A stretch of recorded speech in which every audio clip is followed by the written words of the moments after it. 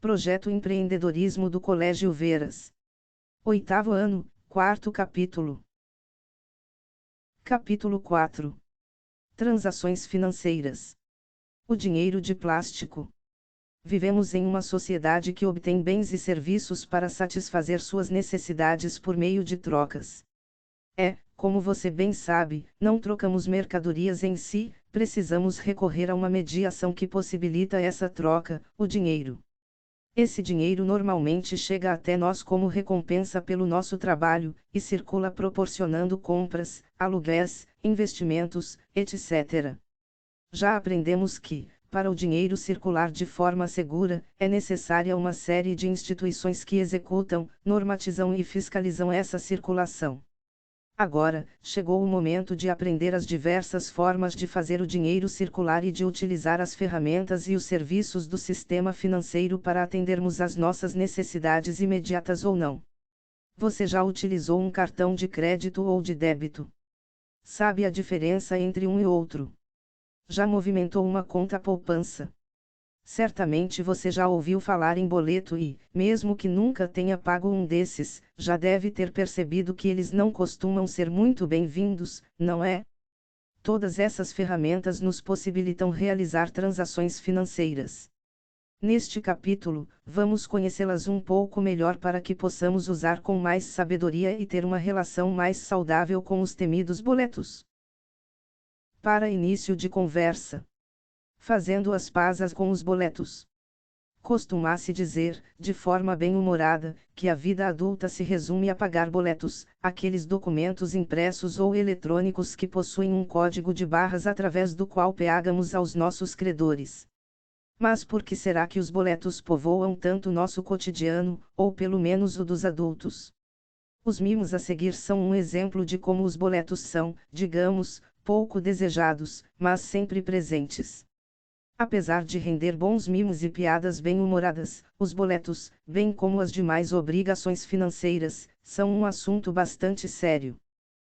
Para que nossa relação com os boletos e demais ferramentas financeiras seja saudável, o primeiro passo é entender como essa engrenagem funciona. Você já aprendeu como aprimorar sua tomada de decisões e já sabe que muitas decisões de grande impacto na nossa vida financeira são tomadas sob efeito de emoções ou contingências, sob as quais não temos controle. No entanto, alguns problemas financeiros que muitas famílias enfrentam ocorrem por não conhecerem o funcionamento dessas transações, taxas, prazos, juros, multas, etc. Então, vamos começar descomplicando essa engrenagem. Discutindo o conteúdo. Crédito, use com moderação. Sabemos que o dinheiro é o meio pelo qual fazemos circular bens e serviços. Esse dinheiro pode circular em sua forma física, as cédulas, e por meio eletrônico, via transações bancárias que podemos realizar com o auxílio de cartões, aplicativos, etc. Além de ser trocado em bens ou serviços, o dinheiro também pode ser o centro da transação, como em poupanças, investimentos e outras tentativas de fazer o dinheiro crescer. E como isso é possível? Obtemos dinheiro quando somos remunerados pelo nosso trabalho, quando vendemos algum produto ou serviço ou quando dispomos de um bem que pode ser fonte de renda, como um imóvel que é alugado. Como você sabe, essa quantia que entra se chama receita. Com a nossa receita, PO, podemos adquirir itens necessários ou desejados, constituindo, assim, nossa despesa. Mas será que eu só consigo adquirir aquilo cujo preço é igual ou menor que meu saldo? Você já deve ter percebido que a resposta é não. Imagine o seguinte: você deseja trocar de celular e, para isso, possui apenas R$ 800. No entanto, o aparelho que você escolheu custa R$ 1.500, e você precisaria de mais R$ 700. Fazendo sua planilha de orçamento, você concluiu que consegue poupar até R$ 100 por mês, ou seja, seriam necessários 7 meses para que você atingisse a quantia necessária. Então, você optou por recorrer ao cartão de crédito e usufruir do seu celular novo hoje mesmo, em vez de esperar 7 meses. O cartão de crédito é um dispositivo eletrônico que nos permite realizar compras de bens e serviços com uma espécie de empréstimo, mediante um contrato com a instituição financeira. Temos um limite pré-estabelecido e podemos utilizá-lo para pagar compras cujo preço esteja dentro desse limite. Ele funciona da seguinte maneira: no exemplo do celular, ao pagar os R$ 700 via cartão, a instituição financeira lhe antecipou a quantia, e você irá devolvê-la pagando um boleto bancário em uma data predefinida. Essa quantia tomada de empréstimo pode ser paga integralmente no vencimento de sua fatura ou parcelada, caso tenha sido esta a forma de pagamento escolhida. Quando utilizamos o cartão de crédito, estamos comprando com um dinheiro que ainda não temos. Por isso, precisamos levar alguns aspectos em consideração. O primeiro deles é que essa transação tem um preço, afinal, se o banco antecipou uma quantia a você, significa que você vai pagar pelo uso antecipado desse dinheiro. Esse pagamento chama-se juros. Os juros funcionam como uma espécie de remuneração pelo uso do dinheiro e são calculados em percentuais sobre o valor emprestado. Para entender melhor, vamos pensar o seguinte: você tem um carro e decide alugá-lo aos finais de semana. A cada fim de semana, um locatário paga uma quantia a você para passar o fim de semana de posse do seu automóvel. Então, caso você precise do seu carro no fim de semana, não poderá usá-lo, pois ele está alugado. O mesmo raciocínio vale para o dinheiro: se eu antecipei R$ 700 para alguém, caso eu precise desse dinheiro, não poderei utilizá-lo, pois ele está de posse de outra pessoa. Por isso, as instituições cobram por essas transações uma espécie de compensação pelo tempo que passaram sem o dinheiro. Muitas vezes, quando realizamos compras em várias parcelas sem juros, no preço daquele produto já estão embutidos os acréscimos. Por isso, muitos estabelecimentos oferecem descontos para compras à vista. O outro aspecto diz respeito à antecipação do consumo.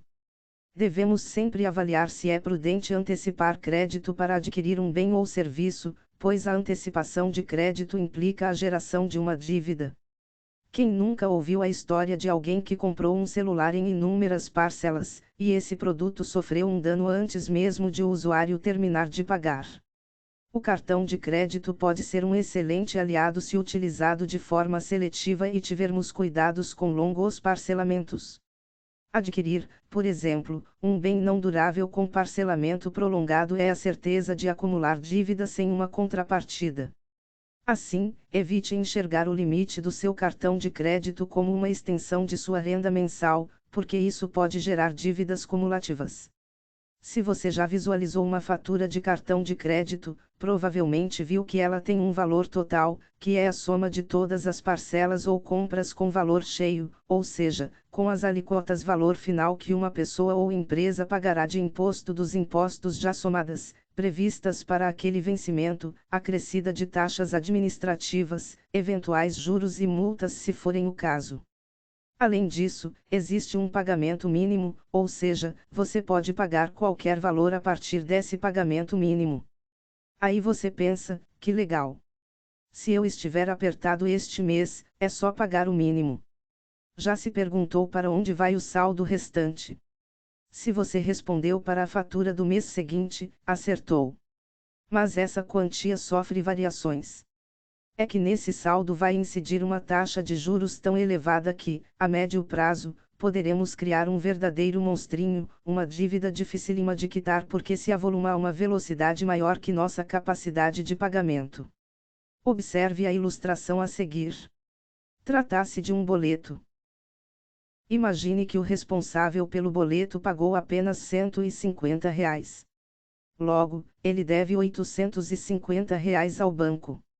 No mês seguinte, ele receberá a nova fatura acrescida desses R$ 850 mais juros, por exemplo 15%, ou seja, R$ 127,50. Se ele repetisse essa operação por vários meses, ao fim do ano sua dívida iria se avolumar como uma bola de neve. O que não percebemos é que, quando optamos por pagar apenas R$ 150 dos R$ 1.000 que devemos, estamos tomando R$ 850 emprestados. Sim, o banco abriu mão de R$ 850 que ele deveria receber naquela data, postergando para o mês seguinte.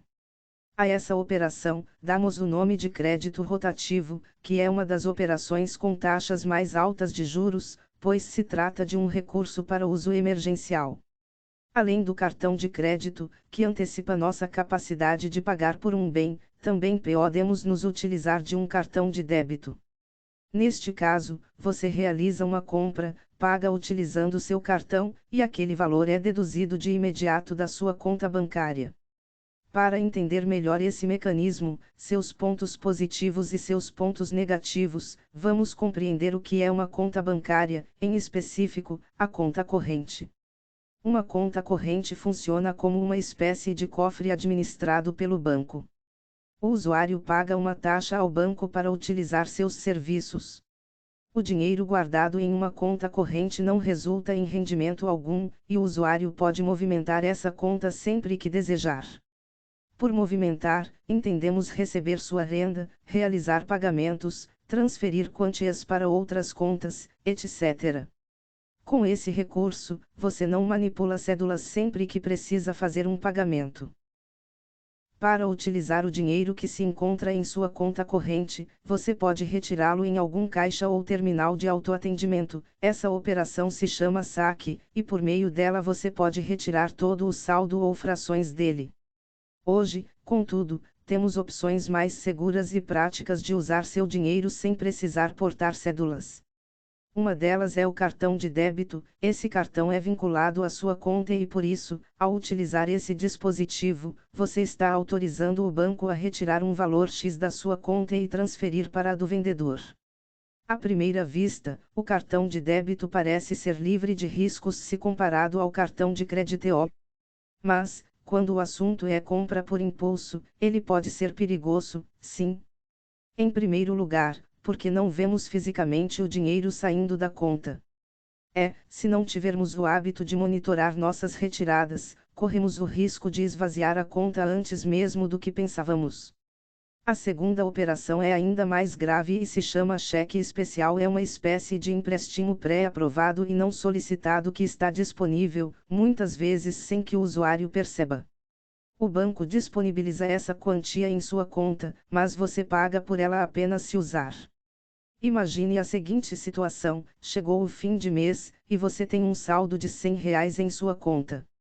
Você se encanta com uma roupa que custa R$ 150 e decide comprá-la, entrega seu cartão à vendedora, digita a senha, e a compra é aprovada.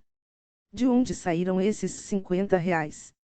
De uma quantia disponível em sua conta para uso sempre que você exceder seu saldo, o cheque especial. E como faço para pagar ao banco? Assim que qualquer quantia for depositada em sua conta, ela será destinada imediatamente ao preenchimento dessa lacuna. Tudo parece muito simples, não é verdade? Porém, mais uma vez, estamos diante do efeito bola de neve. Assim como o crédito rotativo, o cheque especial é uma reserva de emergência pré-aprovada, que, ao ser utilizada, deve ser restituída o mais rapidamente possível, pois as taxas de juros nessa modalidade de crédito são altíssimas. Se eu tirei R$ 50 da minha conta, no próximo mês meu salário será depositado e dele já sairão esses R$ 50 mais os juros do cheque especial, ou seja, eu já terei um decréscimo na minha renda mensal. Se eu repetir esse padrão e tirar mais R$ 50 ao final do mês para complementar minha renda, que já entrou desfalcada porque eu devia dinheiro ao banco, uma nova dívida se formará.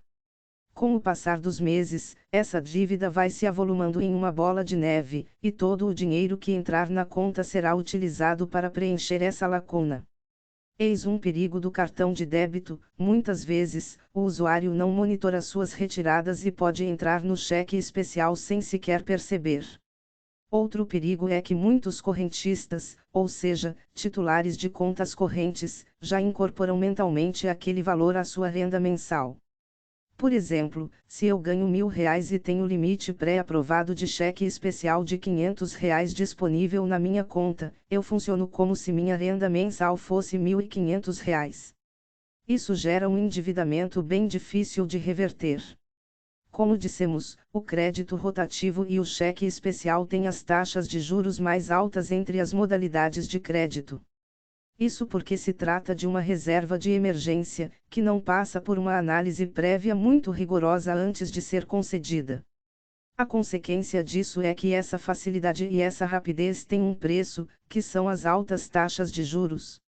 Você deve estar perguntando então por que esse tipo de crédito existe, para situações emergenciais. O risco está em recorrer a essas modalidades de crédito para despesas não essenciais ou compras por impulso, porque essas situações tendem a se repetir, e esses recursos, se usados com frequência, criam um monstrinho financeiro. Bem, costumam dizer que o monstrinho que perturba nosso sono na vida adulta se chama boleto. Mas o boleto só será um monstrinho se você utilizar seus recursos de crédito de forma não planejada.